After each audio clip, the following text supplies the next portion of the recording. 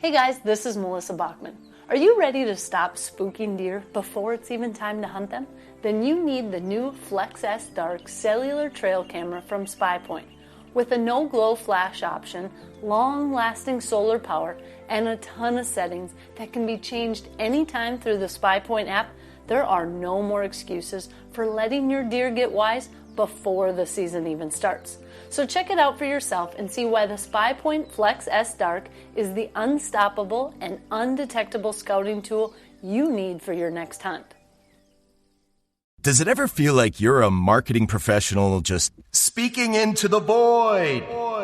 Well, with LinkedIn ads, you can know you're reaching the right decision makers. You can even target buyers by job title, industry, company, seniority, skills. Wait, did I say job title yet?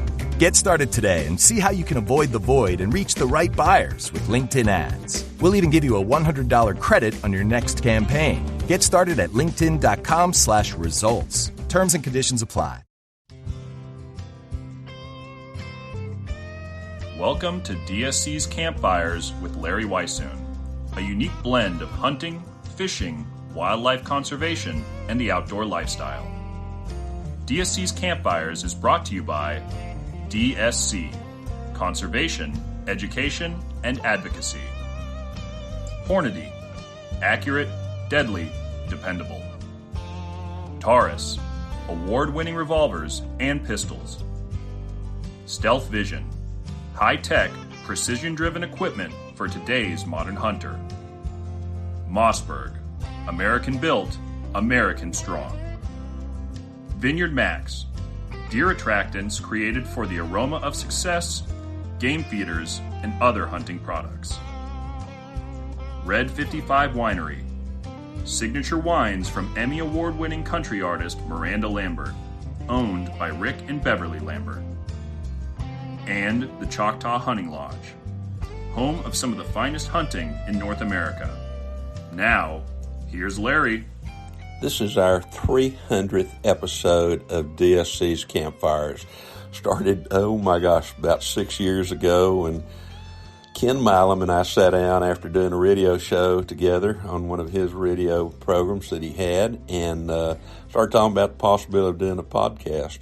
Initially, we called the podcast Untamed Heritage, which soon became DSC's Campfires with Larry Weissoon for me to be able to expand a little bit of what I've done. Ken was working on so many different radio projects that he didn't quite have the time for us really to devote that much to the podcast. And so I kind of took it over, and we came up with a new title being DSC's Campfires with Larry Weissoon. Campfires because of the fact that I love campfires, and there's something about sitting around a fire that kind of opens people's minds and their mouths. So that's how we came up with the title. With this being the 300th episode, I've got a very, very dear friend that I've known for a long time. He's my hero, my mentor, my dear friend, long-time hunting partner. Unfortunately, not get a chance to hunt together like we used to, but his name is J. Wayne Fears. Now, those of you who do not know about J. Wayne Fears, I think you're going to be really enthused about who this guy is when you listen to some of the stories and some of the things he and I are talking about in the podcast that follows. He was the person that I've been waiting to have on the podcast. I wanted to have somebody that was truly special to me and really truly special in terms of the outdoor world. And there's none better than Mr. J. Wayne Fears. So what follows is an interview by phone. Now, I apologize because we had to do it by phone, and there were probably some interruptions, and there's a point in there where we thought we were talking to each other and we weren't, and we had to call him back and start all over again. But I'll tell you something, there is no finer individual. I'll get him to tell some stories maybe later on of some of his military career as well too. And when it comes to being a true American, this is the guy written so many different books, working on so many different projects right now as well too. And best thing I can do is say, just sit back and listen to what Mr. J. Wayne Fears has to say, because when he talks, it's worth listening to. Mr. J. Wayne Fears, do you remember a time when you and I were hunting turkeys with Tim Bearclaw with Kiowa hunting services, I think is what Tim calls it, out in New Mexico, in the mountains, and we heard a turkey up on top of a bluff. Do you recall that time? Yeah, you called it a bluff. I called it a cliff. I think it was. That was one of mine and your not better decisions. The turkey was gobbling up on top of that hill there, and we decided we were going to go up there in the dark, of all things. And as I remember, we had a little old flashlight which stuck in our mouth, and side by side we climbed up that thing. And you had to watch where you put your hands, because there could be a rattlesnake there, and more than likely there's going to be a prickly pear there. You remember that? I do. I remember standing in one spot on this little bit of spit of rock that stuck out there, and you saying, you know, I've hunted dog sheep, I've hunted all kinds of things in the mountain. I ain't ever been in a situation like this. So that was it. And then we climbed all the way up to the top, and that bird didn't want anything to do with us. No, and then a little bit later we found out from Bear Claw, we met him up on top. There was a road up on top. We could have gone around. Oh, yeah. Well, you and I have always been big on taking shortcuts. That was one. It wasn't a good one. No, it wasn't. But it was, you know, it's one of those memories that you have, and it's just an absolutely fantastic memory. I've told that story numerous times, particularly about we getting up there. You know, we ended up finally got to that point where we couldn't go any farther. Remember, we found an old dead log thing that we crawled up to that next level kind of thing. And I'm going, that was a steep hill, really. It was, you know, like I said, I call it a cliff because we decided we couldn't follow one behind the other because if you dislodged a rock, it was going to kill somebody. What we did to chase a turkey. Oh my God, we did. You know, we had that one camp that we stayed in up there that Tim had, and had Johnny Hudman up there with us on that one trip as well too. And I remember sitting around the campfire telling all kinds of stories late into the night, and remember a story that actually ended up in my first book about the well-roped cowboy. And I don't know if you recall that or not. I'd have to go back and look at it. I just remember the title of that damn chapter. I don't remember the well-roped cowboy. Well, we'll send people they'll have to go find a copy of Fair Flat Philosophy somewhere in a used bookstore, I guess, to go to that one. Wasn't that the same camp that it was real cold and we were all around a campfire with our feet getting warm and everything? You melted the soles of your shoes, your boots. You know what? That was that same time. As best I remember, that was the same camp. And your soles of your boots were like bubble gum when you tried to walk. Didn't stay in them long either. No, it reached a point there where it's time to abandon ship or abandon boots kind of thing. Yeah. Oh my goodness. Wade, you've been writing a long, long time. Do you remember your first story that you sold many years ago? First magazine article, yeah, I think everybody remembers that. When you write your first one, you actually get paid for it. Right. I did Charlie Elliott. I was doing a lot of hunting fishing with him, and he was my mentor, and I never dreamed about being a writer or anything else, and he kept encouraging me. So I thought, I'll give it a try. You know, I didn't pass 101 English very good, so I didn't stand much of a chance. And being from Tater Knob, Alabama, your English is not good to start with, so you're handicapped.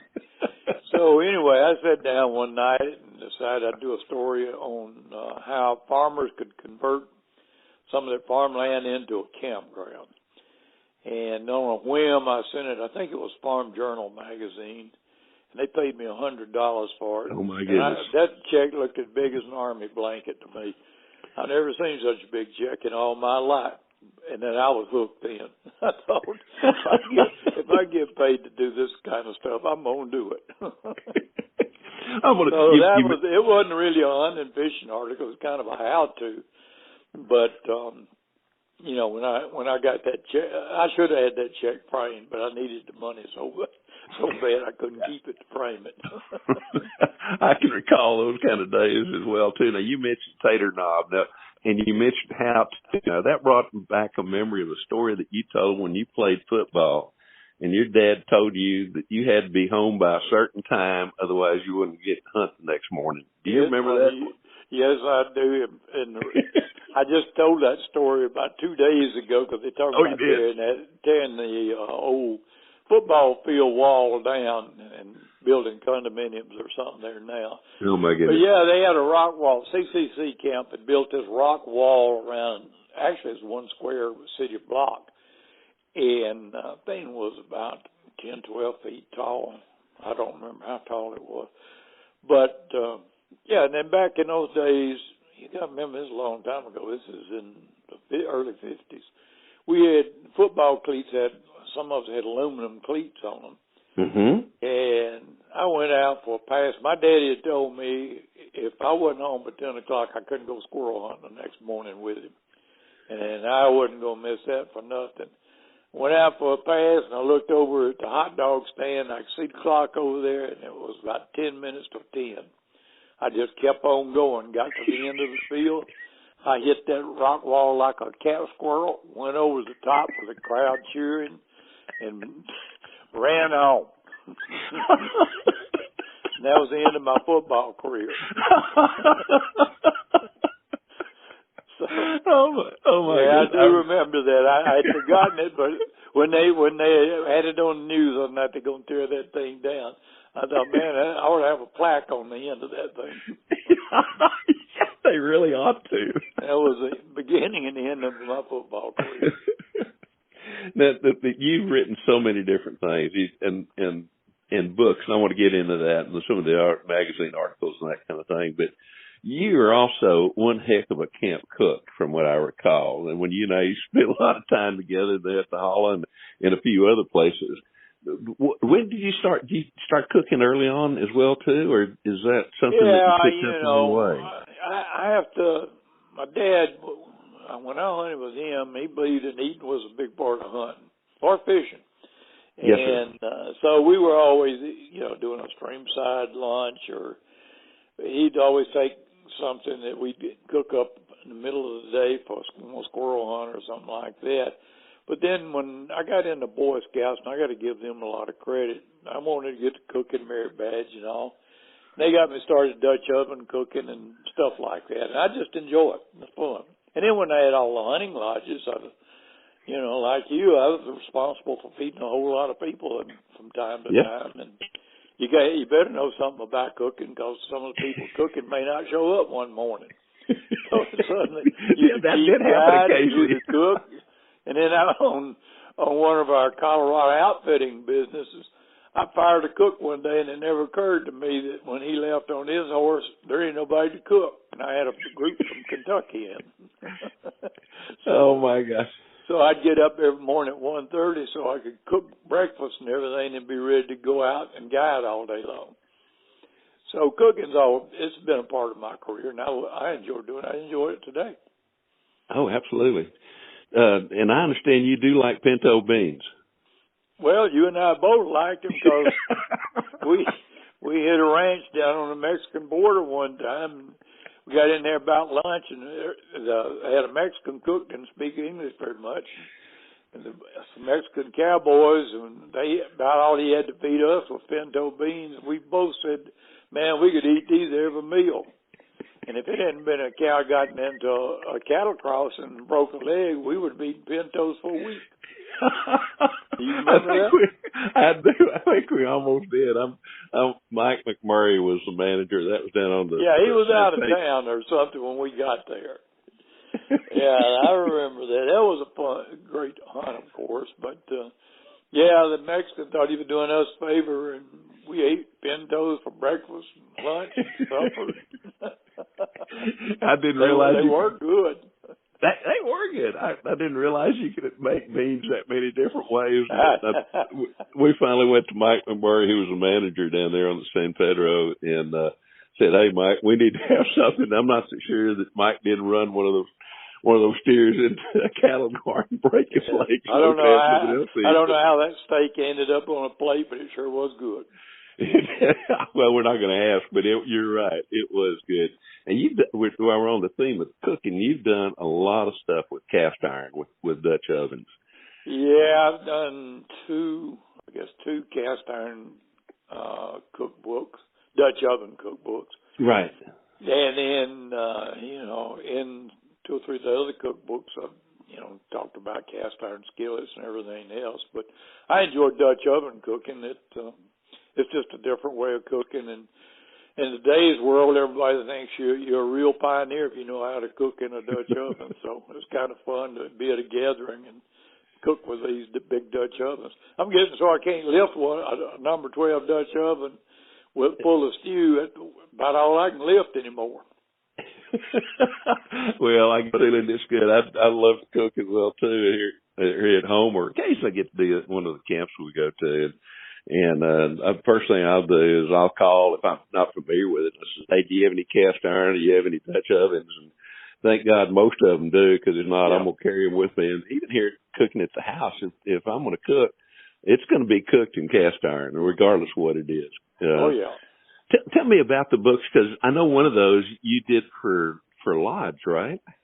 Yeah, Lodge Manufacturing Company, which I guess is still the largest manufacturer of cast iron Dutch ovens. And we got together a few years ago and did a really nice book. They did it. And the book is sold extremely well. It's in 3 different languages now. Oh, my goodness. And so, that there's a lot of people that like to be cowboys. And yes.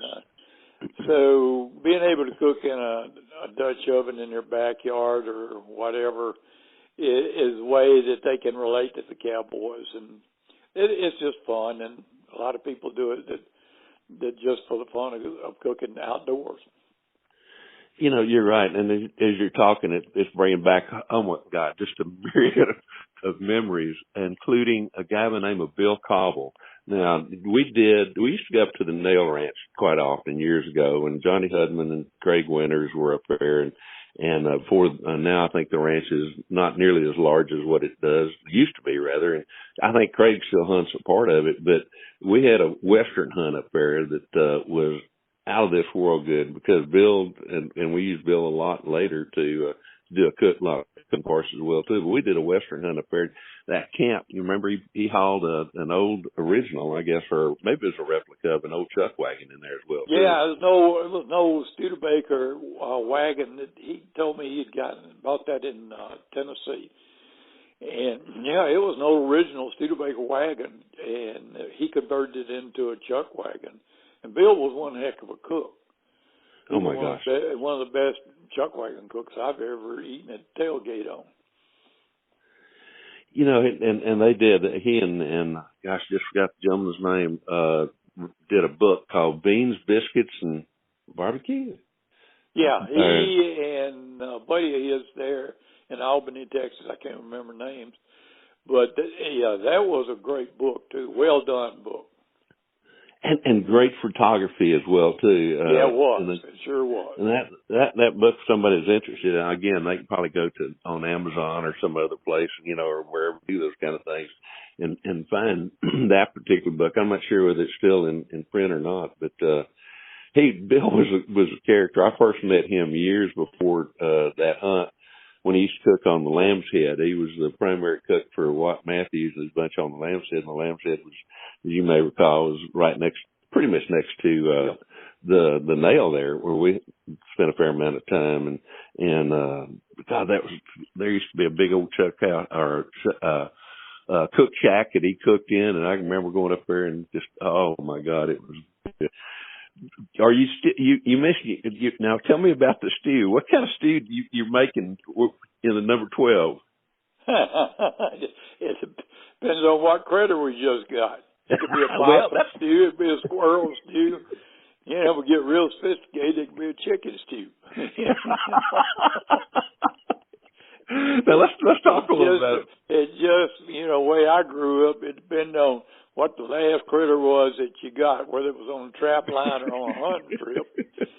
And then we had when I was growing up, we had a rural mail carrier who got into the bottle pretty heavy most often, and sometimes my mama's yard chickens would run out there, and if he ran over a chicken, we were going to have chicken stew that night. So you never knew. So you never knew. Now let's talk never about. Knew. Let's talk about talking about possum. Do you remember? Yeah. Do you remember in Kansas one time? All week, everybody been giving me trouble about eating possum, and none of the other writers, I don't think, had ever eaten a possum, but you. And I kept telling my mom, "Get you a possum." One night we was all sitting around after dinner around a table telling hunting stories, and the ranch owner came in. He had a sack. He punched me, and he said, "Look in his sack," and he'd got a live possum. And we dumped it out there on the middle of the table, and a bunch of riders scattered like a covey of quails. That one I had forgotten, but as you're talking, I could picture that whole thing coming back. Well, it was them. You had a cameraman there, and we were doing a TV program, and I've still got a copy of that. And to see those guys when I dumped that live possum out with him grinning with all those teeth. There were riders climbed up all kind of furniture and everything. We found out who the real outdoorsmen were, did we, real quick on that? Those were great memories. Those were fun hunts. We used to do all that stuff. They were, and one of the memories that I'm looking here at a picture. One of them is one of them is a little pin called Stag's Head. Years ago, like a lapel pin. I want to start there, and then I want to go to somewhere else as well, too. Tell me about Stag's Head, and tell me about, you had 3 lodges at one time that you were doing years ago, among other things. We set up a company called Alabama Backcountry Lodges, and I say we, it was another guy who owned 50,000-60,000 acres in Alabama. And we picked 3 really good sites, and we had 3 lodges. The main lodge was Stag's Head Lodge. And then we had 2 smaller lodges, one called Eagle Lake and the other one called Warrior. It was on the Black Warrior River. Yes, sir. And we were in those for about 3 years, and then Kurt Gowdy bought them and decided pretty quick he didn't need to be he better be broadcasting baseball and football games rather than in the hunting business. So anyway, that was that story. Stag's Head Lodge wound up being in part of the Bear Bryant. His son now hunts out of that lodge. Oh man, okay. Yeah, he bought that property and that lodge, and that's his hunting lodge. I remember, I got to hunt with there once or twice, and that's such a nice lodge. And we had so much fun with the people that were in camp at that particular time. We'll tell those stories some other time. Probably not. Well, we don't need to save any stories. I want to get you back on for too very long, but golly, Wayne, there's so many things that come to mind as we're talking. Let's talk a little bit more about your books. I know that tell me. You wrote a book years ago for North American Hunting Club called Successful Deer Hunting? I think it was. Hunting Whitetail Successfully. Hunting Whitetail. Thank you, sir. As you said that, I looked on my bookshelf and I just saw the copy of the title. That was one of the most successful deer hunting books that was ever written, as far as numbers are concerned. Last time they told me, it sold over 700,000 copies, and for outdoor books, that's unbelievable. But they had a captive. It was a very vertical market. They had all these members that they had as the North American Hunting Club, and so they had a real good market for it. And we did at that time. They weren't sure they were ever going to do but one book, so they asked me could I do that book. And I pulled that book together pretty quick, and it took off. The members wanted it and everything, and because of the success of it. Now, when I say 700,000 copies, I don't mean in a year or something. That's over probably about a 5-year period. But anyway, it jump-started enough so that they also did a book for them called Hunting North America's Big Bears, I think was the name of it. Right. Yeah. It was on basically grizzly hunting. And, they did a whole series of hunting books. Golly. I bought a farm thanks to that. A pretty good sized farm thanks to that whitetail book. Now you can buy them on the used book market from anywhere from $1 up. Well, you got the top end of that market on that, and I recall that. I hit it on the front end. That's the way to do those things. Wayne, how many books have you done total at this point? Because I think at this point it's 35. Oh my God! I can't remember anymore. Well, I can understand why.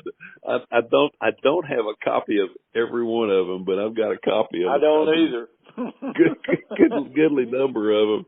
I am looking at one over here on my other bookshelf that's called what's it called? Whitetails East and West. Yeah, the one you and I did together. Yeah, we did together.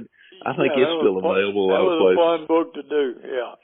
Yeah, it was. That was during the heyday when Stover Press was around. Jay Langston was their editor, and as I recall, you did. Would you do 2 or 3 books for them? Because I think I ended up doing a couple of them. I did. I think 3, maybe 4 books for them, and then those when they got out of the book business, Skyhorse Publishing in New York published books. Right. And Skyhorse still has you're in my book on hunting whitetails east and west. And I looked through that book the other day, and so much of what we talked about is still relevant as far as anything having to do with hunting deer. And that a lot of that material, especially hunting techniques and all, that's pretty much timeless. Now you and I changed a lot during that time. We had color in our hair back then. You look at the pictures in that book. I've got the picture I want to run with this is for the podcast advertising. It's a photograph of you and me down on the Chicon Creek Ranch. Really, the first time that you came down, I was running that ranch and a bunch of others for a gentleman named Max Williams, and Max was really good friends with a guy named Judd Cooney from Colorado, and I'd met Judd in the past, and so we were looking at doing some commercializing on those ranches, and so I called Judd and I said, "Tell me who to contact." He said, "What? I need a writer that's a good guy, that we can work with." And he said, "Hey, there's none other than J. Wayne Fears." So I called you, and you came down, and God, that was fun. Huh? There's a picture of you, I think, wearing a red shirt. My hair was a little bit darker red at the time. Oh my God! Yeah, and both of us had dark beards in those days. Yes, we did. If I remember correct, at that time I was with Shooting Times magazine. Yes. I was hunting with a handgun. Yes. If I remember correctly. Yes, with a handgun and a rifle. You shot stuff with both, and then later we got you up there on another ranch, and we ended up. I need to dig those pictures out of you. You shot a real nice elk on what we call the Spring Ranch up there as well too. Those were some great days. I knew when I met you then, this old boy's going to make it. He's going to make it. Well, you had a great deal to do with the fact that I got to do it. You very quickly beyond being a friend, very quickly a mentor and a hero, and gosh, you introduced me to so many different people. The first time I really went to the SHOT Show, and then through you, I've got to be on staff with North American Hunting Club and Shooting Times, and gosh, a whole bunch of others, because I could go somewhere and talk to an editor, and then the first thing he said, "You spent time with J. Wayne Fears, haven't you?" I said, "Yes, sir, I have." And he said, "Okay, well, let's talk about what you're going to write about." So, thank you. Well, one of my fondest memories, Larry, is when I was trying to get you hooked in with Shooting Times, and at that time they knew of you as a writer and everything, but they didn't realize what a biologist you were and how much extensive experience you had. And I told them, I said, you know, this guy is Mr. Whitetail. And in the introduction to you to Shooting Times, that was the way I wrote it. And I've told somebody about a week ago, I said, one of the things I'm most proud of, I named Larry, Mr. Whitetail. You did. It was back in about 1990 or so, somewhere. Yeah, it was right about the turn of the 90s, somewhere late 80s. Yeah, it was in the early 90s. It had to be. Yeah. Because you went on board with Shooting Times after that. Right, I did. Yeah, I'll tell you, a lot of times I get people that ask, well, how did you get that name? And I said, well, let me tell you about this gentleman I know by the name of J. Wayne Fears. And I said, the whole J. Wayne did that, and you know, I said that it just kind of built from there, and you know. Well, it was a title you'd already earned, and you certainly deserved it. And I was just proud I was the one that coined it. Always have been. That has been one of my pride points. Well, having you done that makes it ever the more prouder as far as I'm concerned on my side. You know, something else that you kept coined very quickly. I did a book not too long ago called Poor Man's Grizzly. Oh, yeah. You and Johnny Hudman and I were hunting together, and we just kind of about the same time looked at each other talking about hogs and said, the Poor Man's Grizzly. And I remember that day too. Yeah. Yeah, we were sitting on a ridge looking down into the Clear Fork of the Brazos, looking at a spot over there that used to be a big Indian campground, and it was over on the neighbor's place, as I recall. We couldn't get over and pick up arrowheads. That's it. Because you and I were always looking for arrowheads. Oh, my God. Yeah, every chance that we got, you know, and a lot of times I remember personally hunting down in South Texas, down in the brush country, and I'd find an arrowhead, and there's no telling how many deer I didn't find or didn't see because my eyes were on the ground instead of trying to see what was out up there in front of me. I want to go back to your books again. Now, you've always been a student of history in so many different ways, but you've written some historical, maybe from a historical aspect, the journeys and those kind of things. Tell me a little bit about those books and the characters. Yeah, history, especially the mountain man era and the long hunter era of early American history, just fascinates me no end. And somewhere along the line years ago, I heard about a little known battle called Battle of Kings Mountain over in northern part of South Carolina. Yes. And it was the turning point of the Revolutionary War. And but there'd never been anything really much written about it. And I got fascinated with it just because of my interest. I never set out to write about it. And the more I dug into it, the more I found out about it. And after I wrote the book, I found out I had two relatives in that battle. Oh, my gracious, yes, sir. That wasn't why I dug into it so deep. But then it was a fantastic story where the British had insulted all these people that lived across the Appalachians. They were busy fighting the Cherokees then, and they didn't have time for the Revolutionary War. They had a war going of their own, just survive where they were.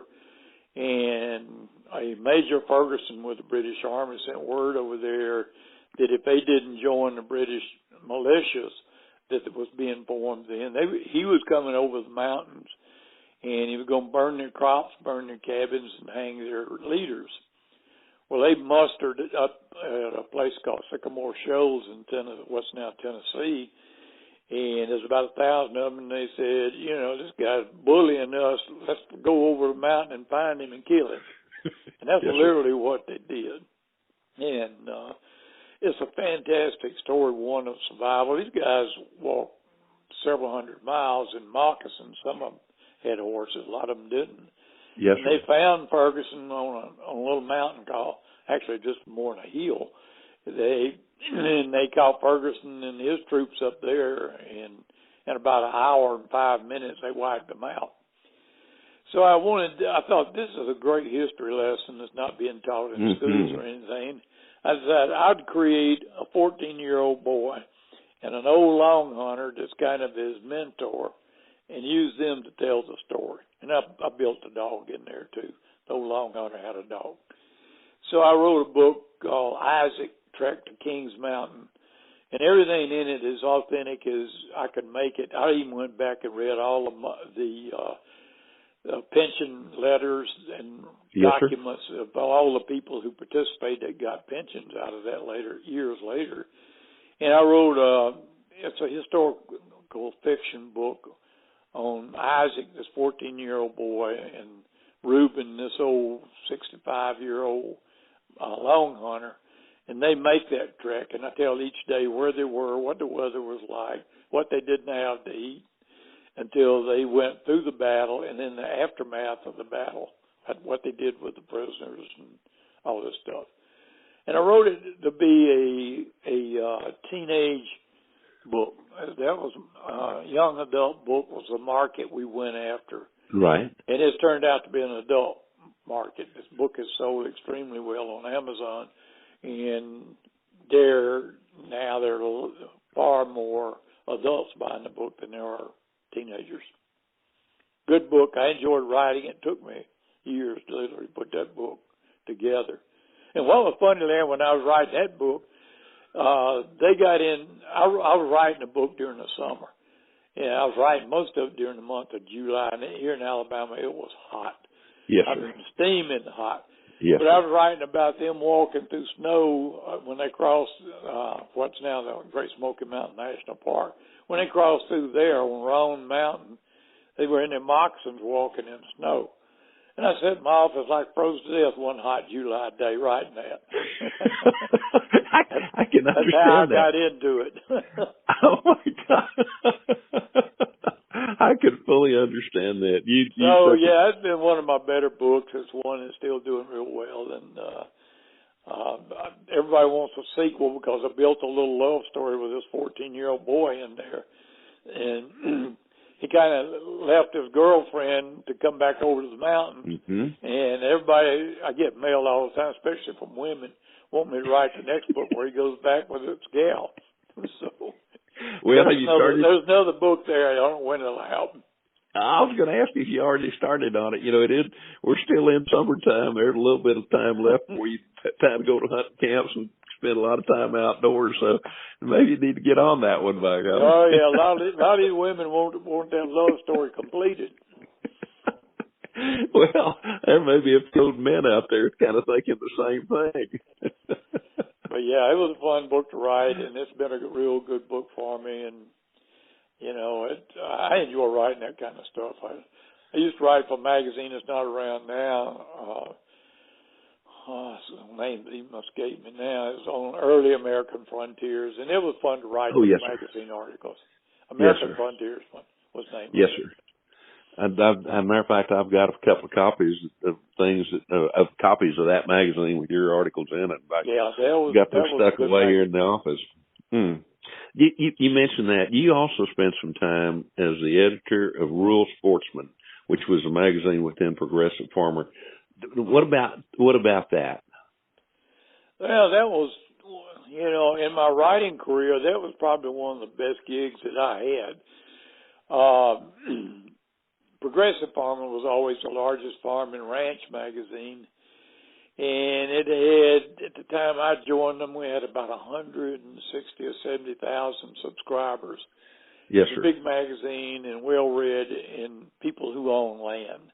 Mm-hmm. And I had been writing a few articles now and again for them on hunting primarily and on game management. And they decided they would like to do a magazine within a magazine. And they had been doing an issue every October where they'd have 4 or 5 hunting articles in it or management articles that they called the Rural Sportsman section. So they decided to do in every issue a magazine within a magazine called Rural Sportsman. And they talked me into taking the job of running that. And then we made that, you used to write for me. Oh, yeah. That was a freestanding magazine.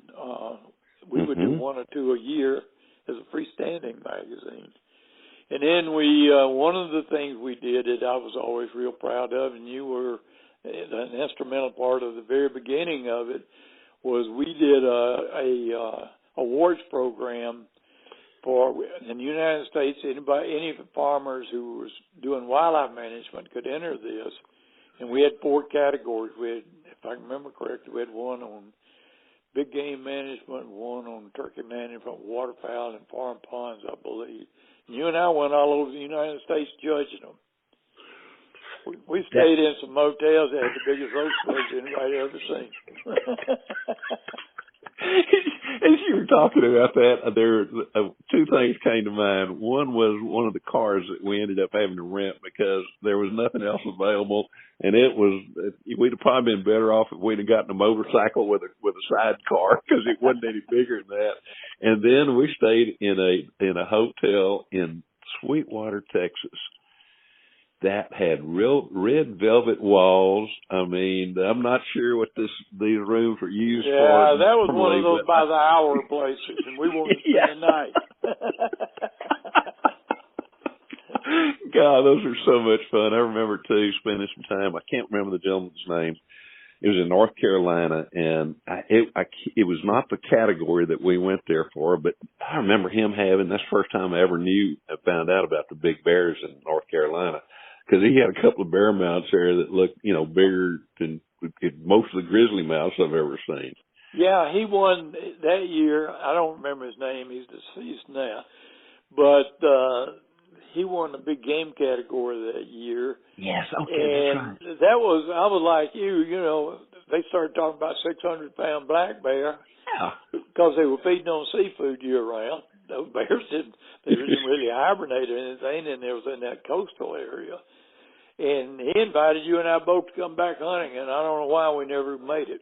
I know. We both have our butts kicked for not going there, because those were, and I guess still are in that area, some of the biggest black bear in the world. They're huge. They were, weight-wise, those bears are huge. Oh, my goodness. Yeah, he was a great guy. In fact, they filmed part of The Patriot on his farm. He had some bridges there that they built for some of the scenes and everything. That was a fascinating farm that he had. Oh, yes, it was. I'd forgotten about that part as well, too. Yeah.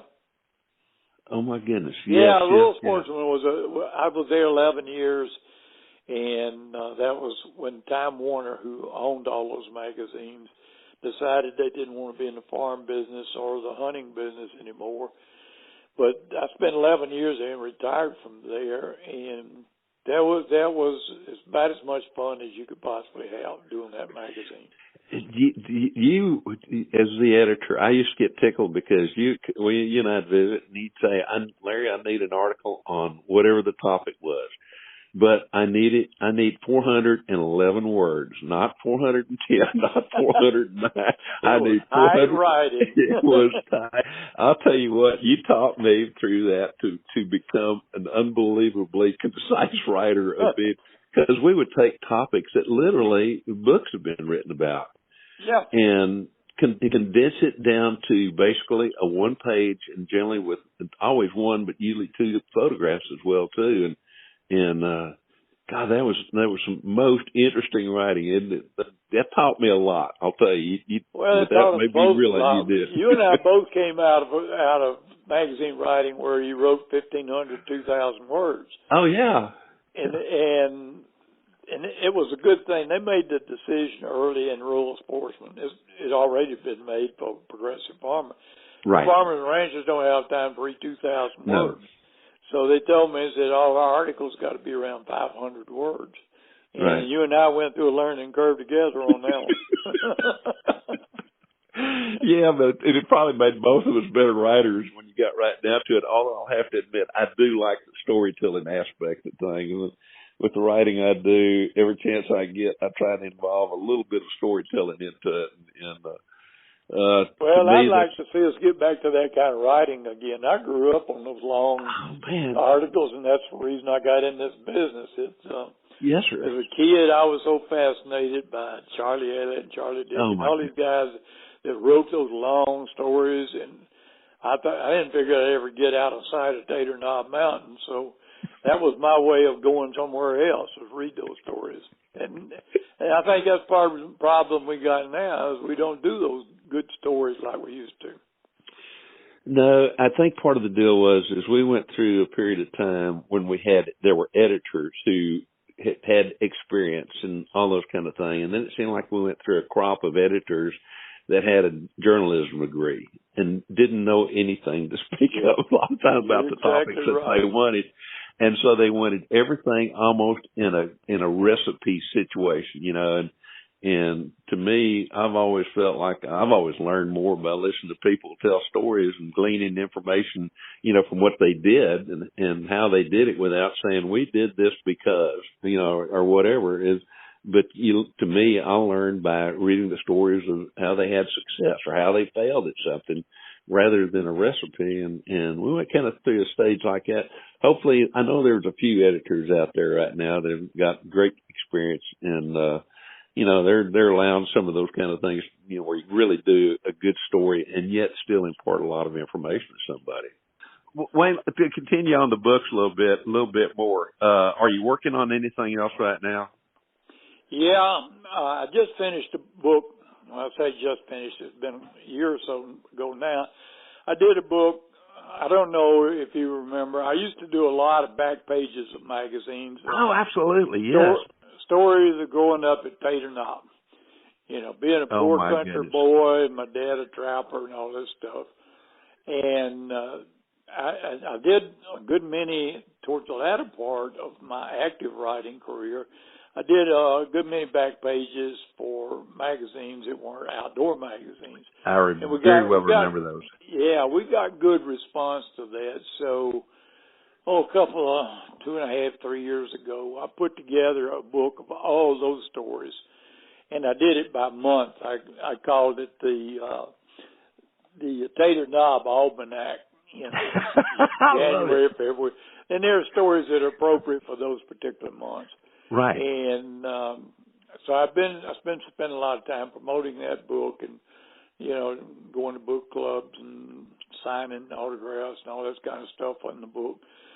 So that kind of got me fired up. And I was thinking about doing a sequel to that because I've got so many of those stories. Right. But I've been approached by a major publisher wanting me to do the history of the Long Hunters.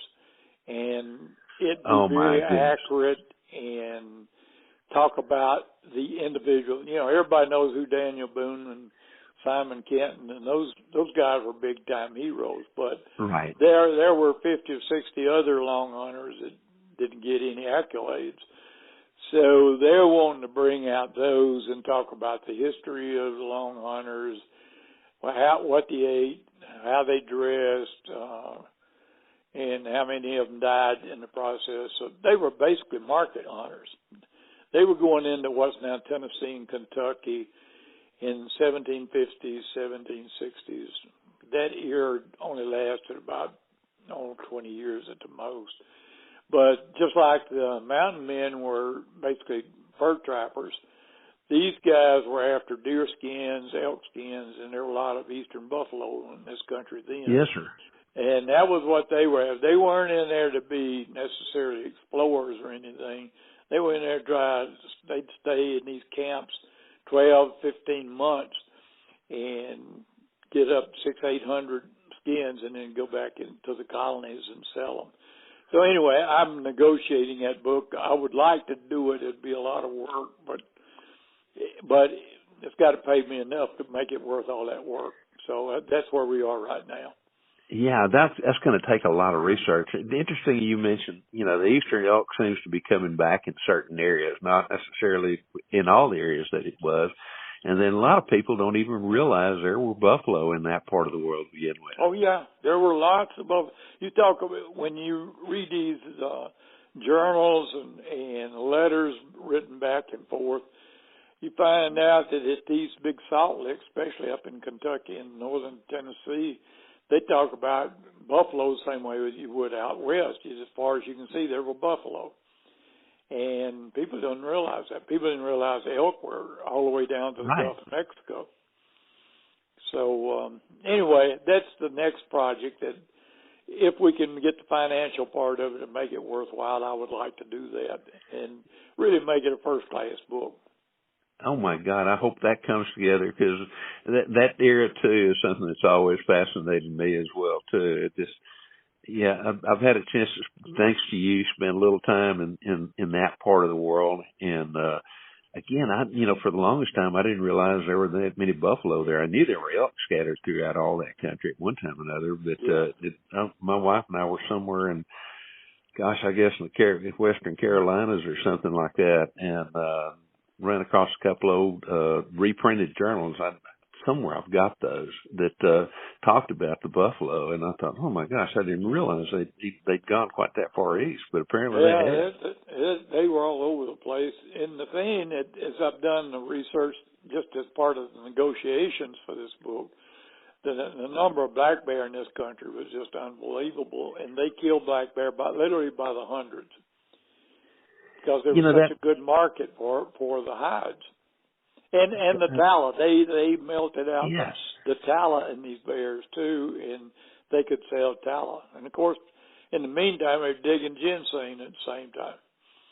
That's right. I'd forgotten about the ginseng. Here in Texas, we're starting to get black bear coming back in certain different areas, and out at Fort McCavitt, which is out there out west of San Angelo. I looked through some of the old journals out there one time, and in a couple of different months, they shipped 5,000 gallons of bear oil, I guess, or grease, whatever you want to call it, out of there. So, and all those bear, they came from right in that area. And then where Houston is right now in Harris County here in Texas, at one time, if you go back and look at some of those old time records, that was probably the largest black bear population in the state, and the entire state had bear at that time as well too. But again, same kind of thing. They were shot for the hides and for the tallow, and I'm sure for the meat to some extent as well too. But mainly because that bear oil, cooking oil, is some of the finest cooking oil I've had.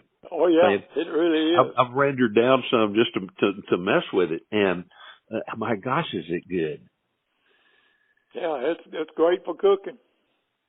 I don't like bear meat necessarily, but I like the bear lard is a different ballgame. It's real tasty to me. It really is. I've eaten black bear that I thought was good, like off a real young bear. I shot one time years ago up there with Ken French, and I told Ken it'd been a really bad year as far as travel and all this kind of stuff, and I was tired and I was worn out, and I told Ken, I said, the first bear that's legal that comes in, I'm going to shoot, and we'll go mess around the rest of the time. And I ended up shooting one that probably weighed about 100 pounds. It'd probably just been kicked off of mama about a year or so. And I remember taking some of that meat there at the Quit Your Bitchin' Camp, and he and I making some, I think we made some bear stew, and I think we even cut a little bit of it and made steaks out of it. They were pretty darn good, actually. But then others I've eaten, it's not very good. No. And you mentioned Ken's camp up there. We had to do a separate podcast sometime on just stories there.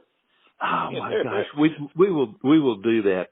He was such a fantastic individual, as that entire family is. But I'd like to just come back and revisit just nothing but Ken French stories as well. We had some great hunts, and just being up there and being in that country was just fantastic.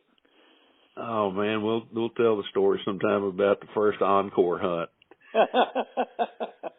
Yeah, the guns were welded together the day before we got there. I don't even know if they named them Encore at that point or not. No. We'll tell the story again later. I was on staff at Shooting Times, and I was supposed to break the story, and I had written the story, and Jim Bequette, who was the editor at that time, Jim kept calling and said, what are they going to name this gun? What are they going to name this gun? I said, man, I'm trying to find a name. I've been on the phone with Ken French and everybody else I can find up there at TC. And I said, I can't come up with a name. But we were about 3 days prior to going to press with that particular issue. And finally I got in touch with Ken, and he said, we've had a discussion. I guess we're going to call it the Encore, And I said, any particular reason? No, that was just the only name that kept coming up. So, oh my goodness. Well, Mr. Pierce, I have got a meeting I've got to go to in just a little bit this morning, unfortunately, with the Texas Outdoor Writers thing. But, gosh, it's so good talking to you. And I want to get you on numerous times here. Every time I get a chance here in the next couple of months, I'll give you a call if you don't mind, and we'll recall. Anytime, Larry, to visit with you, and especially get to relive some of these great adventures that we got to do is always fun, and it's always a privilege to do anything with you. You've been such a big part of my life, and I'll always appreciate you. And it's the same way here. I am where I am because of Wayne Fears in so many different ways. I'll never be able to thank you enough. If somebody wants to get in touch with you, now you mentioned all the books. You're doing book signings on those, but where can people get your books, and how can they get in touch with you if you want them to get in touch with you? The best way anybody reach me, Larry, and is just to go to my website. They can always send a message on my website. All the books are up there. There's more information than anybody wants to know about Wayne Peters. So anyway, if anybody wants to find out more about the books, or if they just want a voodoo doll to stick pins in, the thing to do is go to jwaynefears.com. That's we'll get that in the show notes and a whole bunch of other places. Mr. Fears, thank you so very much. This is the 300th episode that I've done of this particular podcast, and I've been wanting to get you on, and I thought, nope, I'm gonna wait because I want that 300th one to be very special in so many different ways. And oh my God, have you made it that way? Just thank you so very much. Well, I've been honored to be on it, and anytime I can do anything, Larry, all you got to do is pick up that phone. You know that, my friend. We are going to be talking a whole lot more off of this thing as well too. And Wayne, thank you so much for being with us today. And gosh, can't wait to see you in person. In the meantime, folks, please remember you can find us right here, same place every week on DSC's Campfire. Thank y'all so very much for joining us.